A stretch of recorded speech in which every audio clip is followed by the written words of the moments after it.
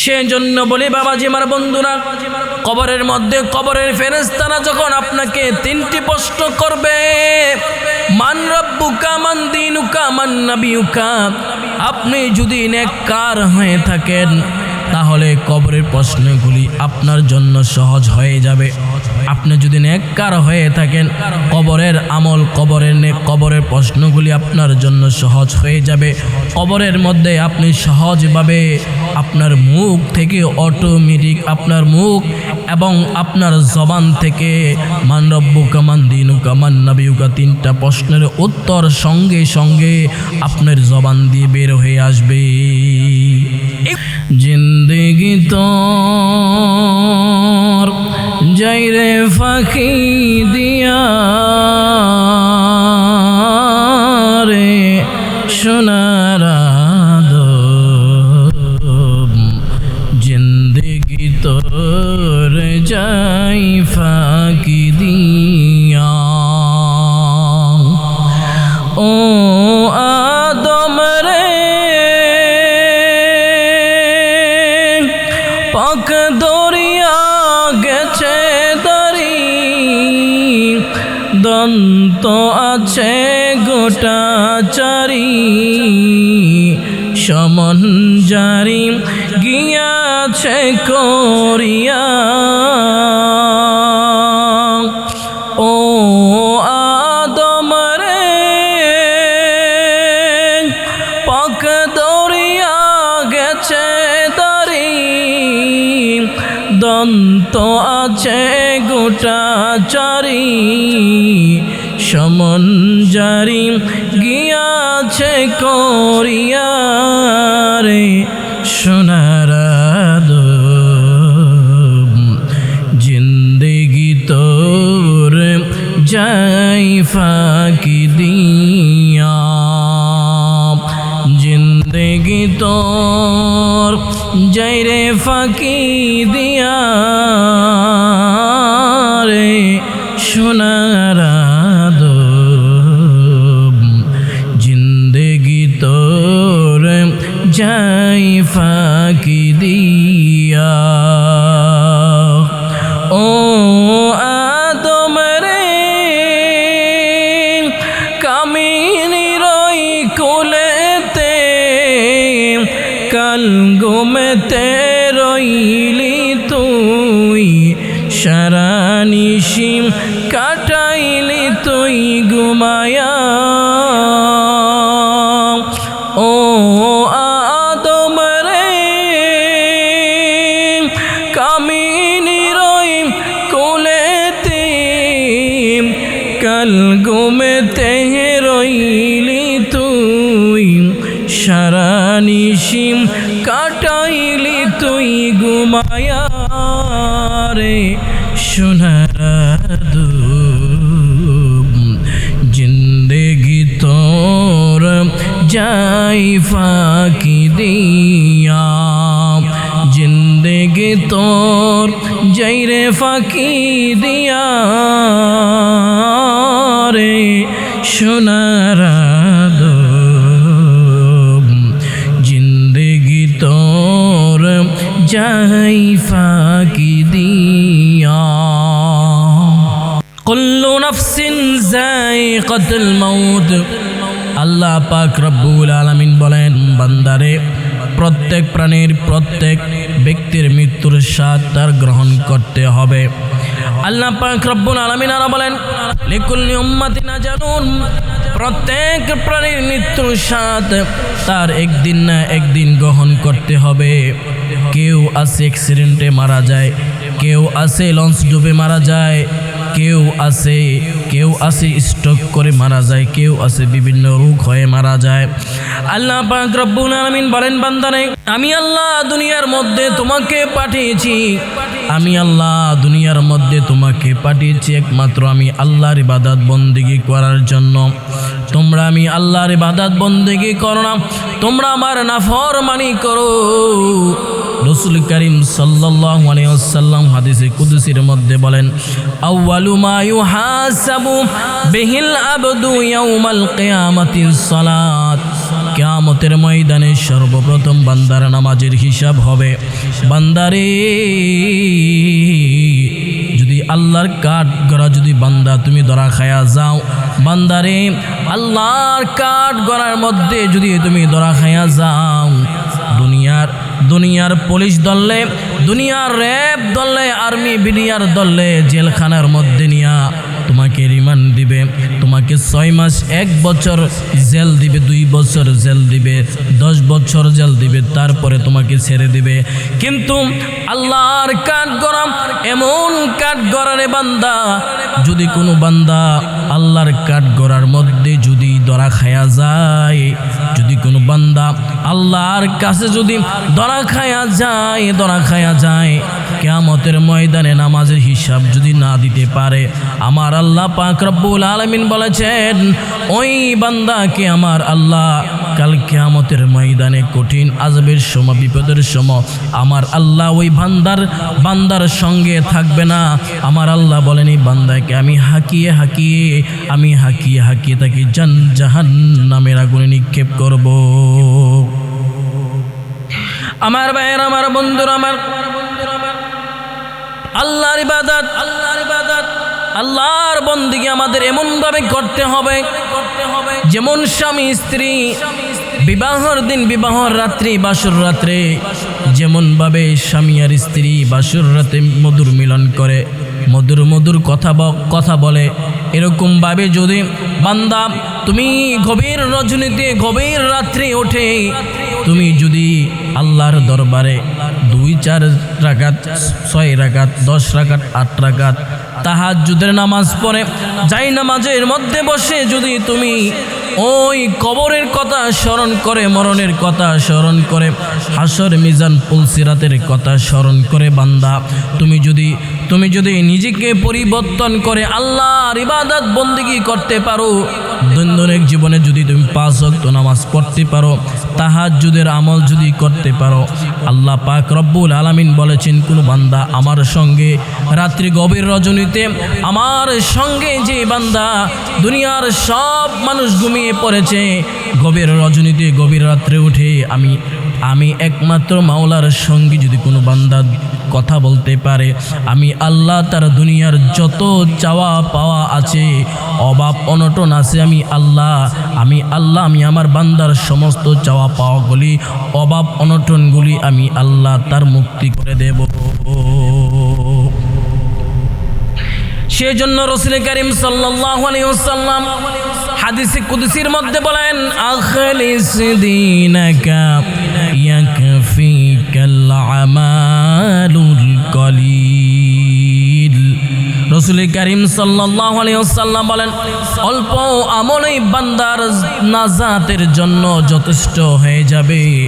বান্দা দুনিয়ার মায়া ত্যাগ করে, দুনিয়ার অর্থ সম্পদের মায়া ভুলে গিয়ে তুমি যদি বান্দা আমি আল্লাহকে ভয় করে, মরণ কবর হাসর মিজান পুলসিরাতকে ভয় করে, ওই কবরকে চিন্তা করে, ওই কবর সামনে তোমার দৈনন্দিন জীবনে যা কিছু আসতেছে সব কিছু যদি তুমি কবরকে সামনে রেখে যদি চিন্তা করো, আমার তো আর বেশি দিন দেরি নাই, আমি তো দুনিয়ার মধ্যে বাঁচবো না, আমি তো দুনিয়ার মধ্যে থাকবো না, আমি আর কয়দিন থাকবো, আমি দুনিয়ার মধ্যে কি নিয়ে বাহাদুরি করি, কি নিয়ে দুনিয়া থেকে বিদায় হব। আমি যদি দুনিয়ার অর্থ সম্পদের মায়া মহব্বত ভুলে গিয়ে যদি আমি ওই মাওলার চিন্তা যদি করি, আমি ওই মাওলার চিন্তা ফিকির যদি করি, তাহলে আমি বান্দাকে আমার আল্লাহ পাক রব্বুল আলামিন অবশ্যই আমার আল্লাহ আমাকে জান্নাতে দিয়া দিবে।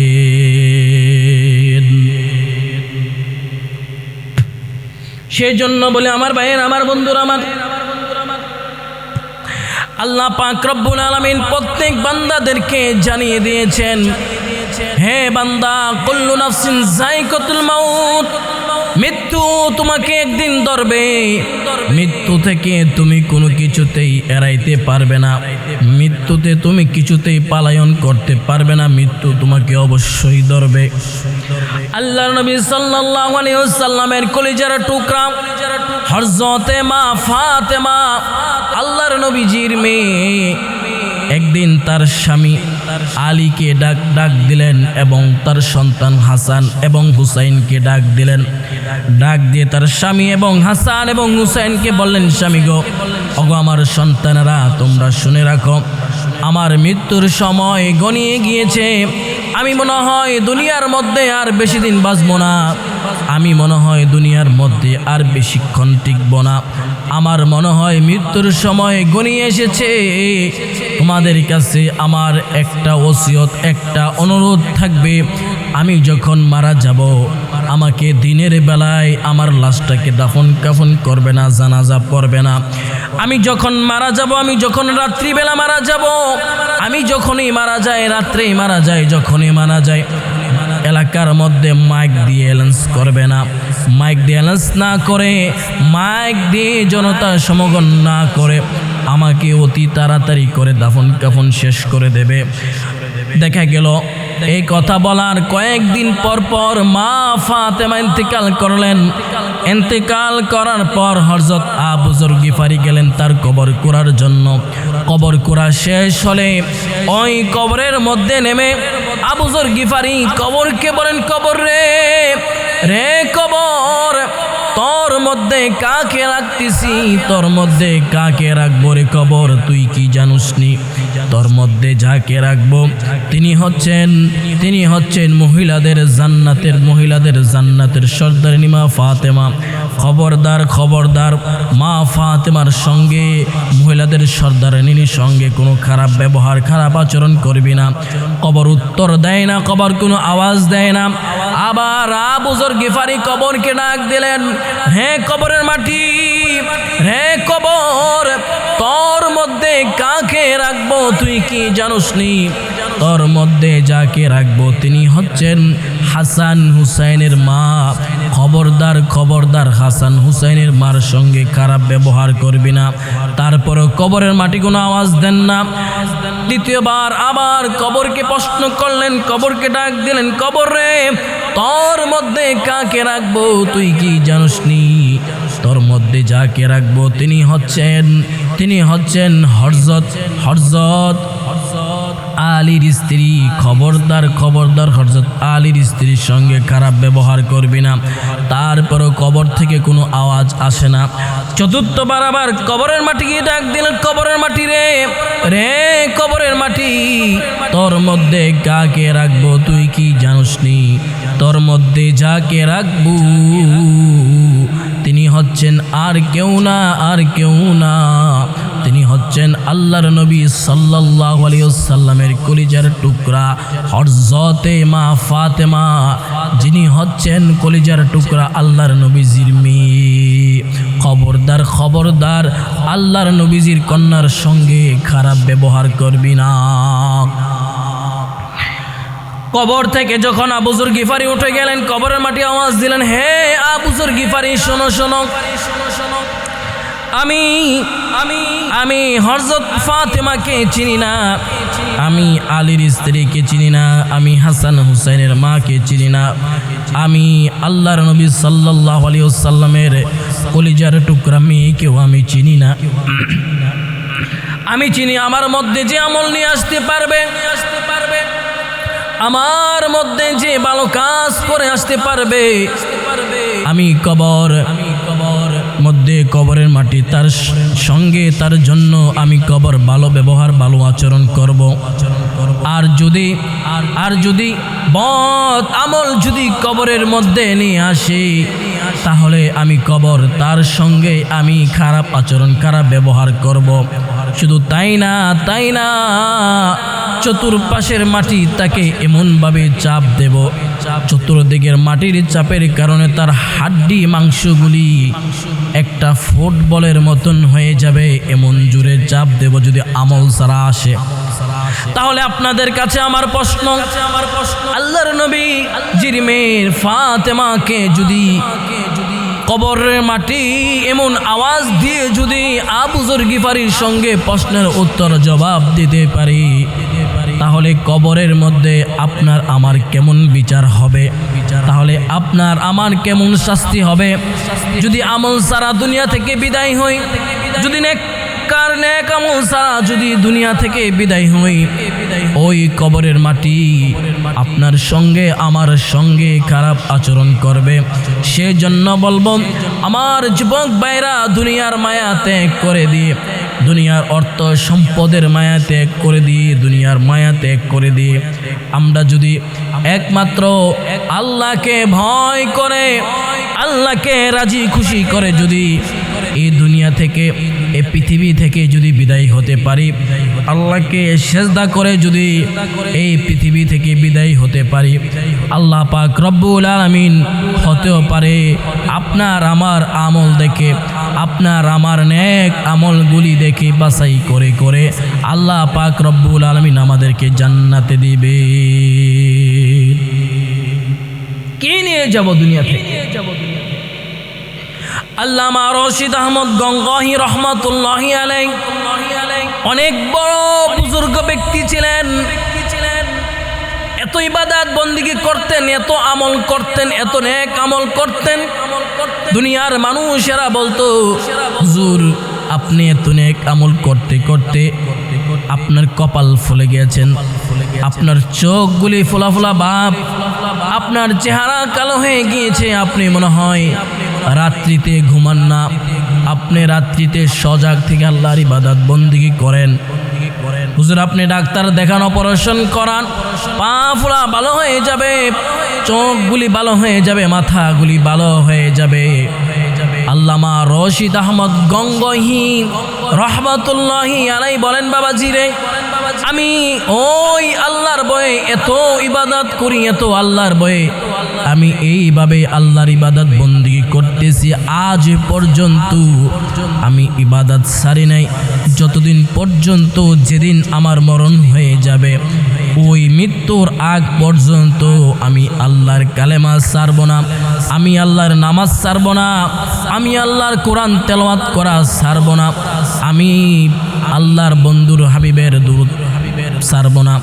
যতদিন পর্যন্ত আমি দুনিয়ার মধ্যে বেঁচে থাকব ততদিন পর্যন্ত আমি আমলগুলি করে যাব, আল্লাহর ভয়ে আল্লাহর ইবাদত করে যাব, নেক আমল করে যাব। নেক আমল যদি করতে পারি, আল্লাহ পাক রব্বুল আলামিন এই অবস্থায় দেখে আমাকে হতেও পারে আমার আল্লাহ পাক রব্বুল আলামিন কবরের মধ্যে আমাকে সওয়াল জবাবগুলি আমার জন্য সহজ করে দিয়ে আল্লাহ পাক রব্বুল আলামিন আমাকে জান্নাতে পৌঁছায় দেবে। সেজন্য বলি বাবাজি আমার বন্ধুরা, কবরের মধ্যে কবরের ফেরেশতারা যখন আপনাকে তিনটি প্রশ্ন করবে, মান রব্বুকা, মান দীনুকা, মান নাবিয়ুকা, আপনি যদি নেককার হয়ে থাকেন তাহলে কবরের প্রশ্নগুলি আপনার জন্য সহজ হয়ে যাবে। আপনি যদি নেককার হয়ে থাকেন, কবরের আমল, কবরের প্রশ্নগুলি আপনার জন্য সহজ হয়ে যাবে। কবরের মধ্যে আপনি সহজভাবে আপনার মুখ থেকে অটোমেটিক আপনার মুখ এবং আপনার জবান থেকে মান রব্বুকা, মান দীনুকা, মান নাবিয়ুকা তিনটা প্রশ্নের উত্তর সঙ্গে সঙ্গে আপনার জবান দিয়ে বের হয়ে আসবে। এগুলি হচ্ছে নেক আমল করার কারণে। অনেকে দেখা যায় বদকার, নেক আমল নাই, আমল নামা নাই, আমল ছাড়া। অনেক সময় দেখা যায় অনেক মসজিদের মুসল্লিরা মসজিদের ইমামের সঙ্গে খারাপ আচরণ করে, আলেমদের সঙ্গে খারাপ আচরণ করে। দেখেন না, আমাদের দেশের এক দল আমাদের দেশ থেকে ভাগছে, আরেক দল এই দেশের এমপি মন্ত্রী না হইয়া আমাদের দেশের আলেমদেরকে বিভিন্ন জায়গায় আলেমদের মাহফিলের মধ্যে বাধা দেয়, আলেমদের মাহফিলের মধ্যে বাধা দেয়। এই যে গত কয়েকদিন আগে আপনাদের এলাকার মধ্যে, আমাদের এই সমাজের মধ্যে মহিলারা তাবলিগ জামাত করত। এই সমস্ত তাবলিগ জামাতগুলোকে আমাদের মহিলারা যারা তাবলিগ করত, কোরআনের দাওয়াত দিত, ইসলামের দাওয়াত দিত, কোরআন হাদিসের কথা বলতো, এই সমস্ত দলের লোকেরা, এই সমস্ত সিটার এবং বাটফাররা তাদেরকে বাধা দিয়েছেন যাতে করে এলাকার মধ্যে কোনো তাবলিগ জামাত না করে। নাউজুবিল্লাহ। আমি বলবো যারা এই তাবলিগ জামাতগুলি বন্ধ করেছেন তাদের কি একটু আল্লাহর প্রতি ভয় নাই? তাদের কি নবীর প্রতি মহাব্বত নাই? তাদের কি কবরের ভয় নাই? তাদের যদি কবরের ভয় থাকতো, আল্লাহর ভয় থাকতো, নবীর প্রতি প্রেম ভালোবাসা থাকতো, তাহলে আমার মনে হয় তারা ইসলামের বিরোধিতা করতো না। আমার মনে হয় তারা কোরআনের বিরোধিতা করতো না। আমার মনে হয় তার ইসলামের পক্ষে থাকতো। আজ ইসলামের কথা বললে, কোরআন হাদিসের কথা বললে জায়গায় জায়গায়ের মধ্যে বাধা দেয়। কোরআন হাদিসের কথা বললে জায়গায় জায়গায় মধ্যে বাধা দেয়। এইগুলা কারা করে? একসময় করে গিয়েছিল ওই দলেরা যারা নাকি আজকাল ভারতে বৈশা মুদির দেশে বৈশা মুদির সামসামি করে। একসময় তারা এগুলি আমার দেশের মধ্যে বাধা দিত, আর আজ আমাদের দেশের মধ্যে বাধা দেওয়া শুরু করছে। আমাদের দেশের এমপি মন্ত্রী না হইয়া তারাই আমাদের দেশের মধ্যে বাধা দেওয়া শুরু করে দিয়েছে। আমি তাদের নামগুলি বলতে চাই না, আমি তাদের নামগুলি মুখে উচ্চারণ করতে চাই না। তাদেরকে শুধু আমি বলে দিতে চাই, এক আল্লাহকে মানো, দুই নবীকে মানো, তিন আল্লাহর কোরআন মানো, তিন ইসলাম মানো। যারা ইসলাম মানবে না, কোরআন মানবে না, আল্লাহকে মানবে না, আল্লাহকে বিশ্বাস করবে না, আল্লাহর কোরআনকে বিশ্বাস করবে না, তারা নিশ্চিত কাফের। তারা দুনিয়া থেকে কাফের বেঈমান হয়ে যখন মৃত্যুবরণ করবে, তাদের কবরে যখন তাদের লাশটাকে রাখা হবে, তখন আমার আল্লাহ ওই সমস্ত কাফের বেঈমানদের কবরের মধ্যে আমার আল্লাহ জাহান্নামের আগুন 100 তাদের কবরের মধ্যে দিয়ে দেবে। তাদের কবরের মধ্যে তারা যদি তাদের দুনিয়ার মধ্যে যদি তারা কবর, হাসর, মিজান, পুলসিরাতকে চিন্তা করত, তাহলে তারা তাবলিগ করা বাধা দিত না। তাহলে এলাকার তাবলিগের সাথীদেরকে আরো উৎসাহী দিত যে আপনারা করেন। আপনারা যদি তাবলিগ করতে পারেন, ইসলামের দাওয়াত দিতে পারেন, কোরআনের দাওয়াত দিতে পারেন, আপনাদের কারণে যদি দুই একটা ব্যক্তি যদি ভালো পথে আসতে পারে, আপনাদেরও সব, আমাদের এলাকার মানুষদেরও সব, আমাদের এলাকার মানুষও আপনাদের কাছ থেকে কোরআন হাদিস শিখে তারাও আমলের পথে আসবে, তারাও নামাজের পথে আসবে, তারাও দিন ইসলাম চিনবে, তারা কোরআন চিনবে, আল্লাহকে চিনবে, আল্লাহ রসুলকে চিনবে। তারা যদি আল্লাহকে ভালোবাসতো, আল্লাহকে মহাব্বত করতো, আল্লাহকে ভয় করতো, নবীকে মহাব্বত করতো, নবীকে ভালোবাসতো, তাহলে তারা ইসলামের পথে, তাহলে তারা ওই সমস্ত মহিলাদেরকে উৎসাহী দিত যাতে করে এলাকার মধ্যে তাবলিগ চলে, তাবলিগ মহিলারা করে। কিন্তু তাদের তো কবরের ভয় নাই, হাসরের ভয় নাই, মিজান পুলসিরাতের কোনো কিচ্ছুই ভয় নাই। তাহলে তারা কেমনে জান্নাত পাবে? তাহলে তারা কেমনে জান্নাতে যাবে? তারা তো জান্নাতে যাবে না। তাদের জন্য আল্লাহ পাক রব্বুল আলামিন বলেন, ওয়াসিকাল্লাযীনা কাফারু ইলা জাহান্নামা যুমারা। আল্লাহ পাক রব্বুল আলামিন ফেরেশতাদেরকে বলেন, এই ফেরেশতারা দুনিয়ার মধ্যে যারা আমি আল্লাহর বিরুদ্ধে কথা বলছে, তাদেরকে দলে দলে ডেকে আমি আল্লাহর জাহান্নামের আগুনে নিক্ষেপ করো। আমি আল্লাহ এদেরকে চিনি না, আমি আল্লাহ এদেরকে চিনি না।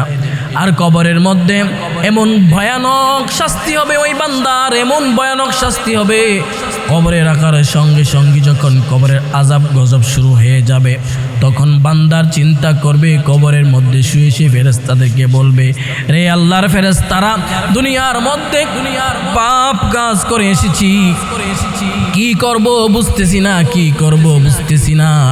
দুনিয়ার মানুষদেরকে ইসলামের বাধা দিতাম, কোরআনের বাধা দিতাম, সেজন্য আজকে আমার এই দশা। আজকে আল্লাহ পাক রব্বুল আলামিন আমার কপালে জাহান্নাম অনিবার্য করে রেখেছে। সেজন্য বলে আমার ভাইয়েরা, দুনিয়ার থেকে যাইতে হলে, আল্লাহকে পেতে হলে, আল্লাহর কবর থেকে বাঁচতে হলে আমাদের দরকার দৈনিক 5 ওয়াক্ত নামাজ পড়া, দৈনিক ইসলামের পক্ষে থাকা, দৈনিক নবীর দুরূদ পড়া, দৈনিক ইস্তেগফার পড়া। আপনি যদি দৈনিক আপনি আপনার জীবনে আমলগুলি করে যেতে পারেন, আপনি আপনার জীবনে সফলতা অর্জন করতে পারবেন। আপনি আপনার জীবনে বিপদে আছেন, মুসিবতে আছেন, তাহলে ছোট্ট একটি দোয়া আজকে আপনাদেরকে দিয়ে যাই, এই আমলটি সবসময় করবেন। বিসমিল্লাহিল্লাযী লা ইয়াদুররু মা ইসমিহি শাইউন ফিল আরদি ওয়ালা ফিস সামাই হুয়াস সামিউল আলিম। এই দোয়াটা বেশি বেশি করে পড়বেন, দেখবেন আপনার জীবনে অসুখ বিসুখ হলে সমস্ত অসুখ বিসুখ থেকে আল্লাহ পাক রব্বুল আলামিন আপনাকে হেফাজত করবে।